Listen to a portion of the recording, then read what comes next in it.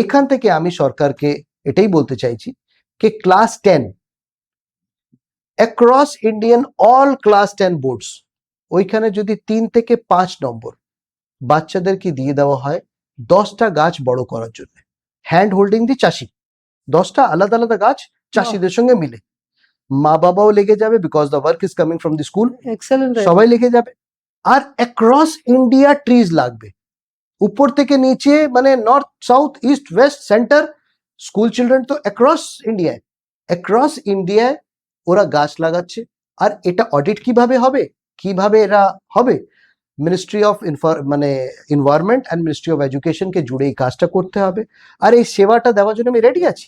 কিভাবে অডিট হবে কি না হবে আমি তো বলছি কি আমাকে ডাকুন, আমি আপনাকে সলিউশন দিচ্ছি কিভাবে পুরো ব্যাপারটা হবে। And let us solve the Indian environmental problem. Maybe কেউ বলবে কি না না শুধু গাছ লাগালে হবে না, গাছ লাগালে কি হবে না কিছু, গাছ লাগালে maybe the whole problem will not completely eradicate, but কি গাছ লাগানো সলিউশন নয়। যারা এটা বলতে চাইছে যে জসমি তুমি যদি বলছো গাছ, তো just tell me, just logically tell me, if plantation is not one of the answer, then why we are planting trees at all? Then why we are planting trees at all?